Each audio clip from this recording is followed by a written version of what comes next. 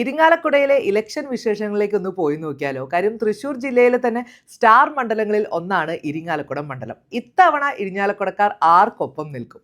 മണ്ഡലം നിലനിർത്താനായിട്ട് LDF ഒരു ഭാഗത്ത് ശ്രമിക്കുമ്പോൾ കഴിഞ്ഞ 2 തവണ കൈവിട്ടുപോയ മണ്ഡലം തിരിച്ചു പിടിക്കാനുള്ള ശ്രമത്തിലാണ് UDF. കളമറിഞ്ഞ് കളിക്കാനായിട്ട് NDAയും രംഗത്തുണ്ട്.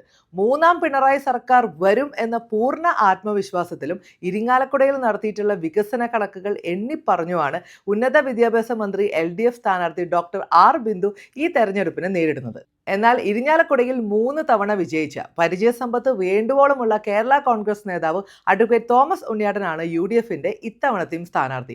കഴിഞ്ഞ 2 തവണ കാലിടറിയെങ്കിലും ഇത്തവണ ഇരിഞ്ഞാലക്കുടക്കാർ കൈവിടില്ല എന്നൊരു പ്രതീക്ഷയിലാണ് അദ്ദേഹം. ഇനി NDAയുടെ കാര്യത്തിലേക്ക് വരുന്ന സമയത്ത് 2016 അസംബ്ലി ഇലക്ഷനിൽ ഇരിഞ്ഞാലക്കുട നിയോജക മണ്ഡലത്തിൽ NDAയുടെ വോട്ട് 6000-ൽ നിന്നും 30,000-ലേക്ക് ഉയർത്തിയ സ്റ്റാർ കാൻഡിഡേറ്റ് ആയിട്ടുള്ള സന്തോഷ് ചെറാക്കുളമാണ് NDAയുടെ സ്ഥാനാർത്ഥി.